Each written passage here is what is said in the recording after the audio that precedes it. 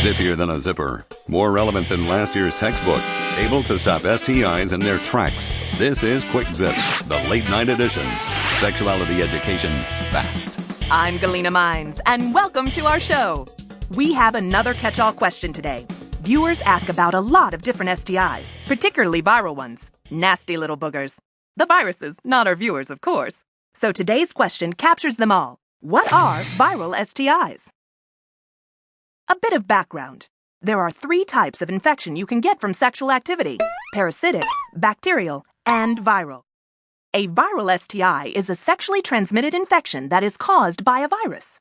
You may know that bacteria are microscopic single-cell organisms. They are really small. Viruses are even smaller, about 100 times smaller than bacteria.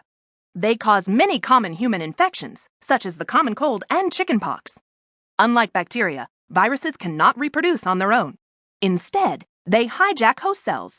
That is, they take control and use your body cells to do their dirty work. Unlike parasites, viruses cannot crawl about and hang out on objects outside the body because they have to remain on a host cell to stay alive. But as long as they have a host cell to travel with, viruses can move from place to place and person to person. So if body fluid, like blood, semen, or vaginal fluid, is passed from one person to another, such as in sexual contact, whammo, the virus can make its move. Viruses are also big fans of skin-to-skin contact. If someone has an infected sore or pimple, and that sore touches your skin, like when getting close during sex, whammo again, the virus can make its move. Viruses are especially fond of mucous membranes in and around the mouth, nose, genitals, and anus. These have larger pores and allow the bad guys to enter the body more easily. So, viral sexually transmitted infections are infections caused by viruses that are transmitted through sexual contact. Viruses can also catch a ride on body fluid inside medical needles, which means that if people are sharing injectable drugs, they can pass an infection around. Needles for tattoos and piercings can do this too if they're not sterile. The most common viral STIs are the 3 H's: human papillomavirus, aka HPV, herpes simplex virus, or HSV, aka herpes, and human immunodeficiency virus, aka HIV. These are 3 very bad H's. So much trouble from one little letter. Let's run these guys down one at a time. It's time for American Viral. Who's the worst of the 3 H's? Let's meet our contestants. Our first contestant is HPV, also known as the wart maker. HPV frequently gives you warts or bumps on your genitals, including the cervix and anus. They can get really big but tend to be small, often unnoticeable. Sometimes when you get HPV, it won't give you warts. You won't even know you have it. But you can still pass it to others. Worse than warts, some types of HPV can cause cancer, and there's no curing this H. Let's hear it for human papillomavirus. Definitely not cool. Listen up, ladies, there is a new cervical cancer vaccine just for girls, and it can help prevent the most common types of HPV infection that cause cancer. You might want to ask a healthcare provider about it. Our second contestant comes straight to you from your genitals, your mouth, and even your eyes. That's right, it's herpes. Herpes usually comes with a bonus gift, a small, very painful blister that, when popped, oozes a bit of pus. With or without the blister, and regardless of whether the blister has been popped or not, herpes is extremely contagious.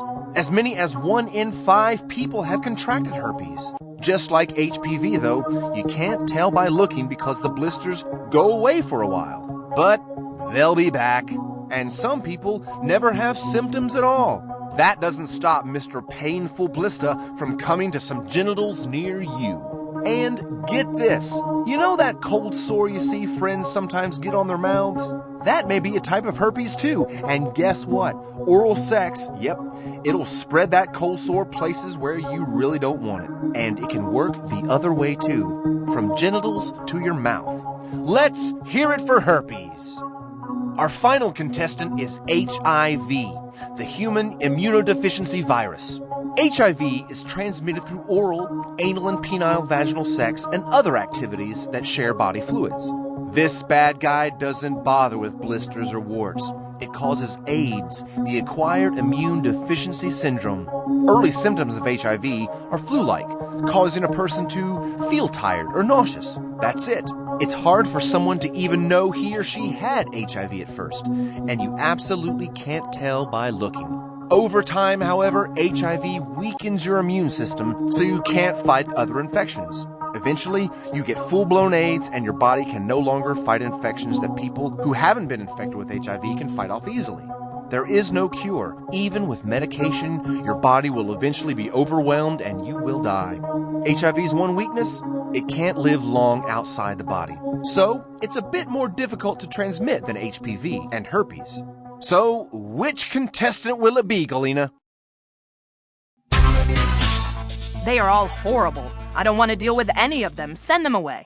Let's recap. Viral STIs don't necessarily cause symptoms, so you may not know you are infected. And you certainly can't tell if someone else is infected just by looking at him or her. So, if you are sexually active, you need to go to the doctor regularly to be tested. Once you have a viral STI, you will have it for the rest of your life. Unlike parasitic and bacterial STIs, there is no cure for viral STIs. But there are medicines that can help keep you healthier and reduce the symptoms of viral STIs, especially if the infection is diagnosed early, although they cannot make the infection leave your body. All viral STIs can be avoided by not engaging in any sexual activity. That is, by being abstinent from all types of sexual contact. That's it for this segment of Quick Zips, the late night edition.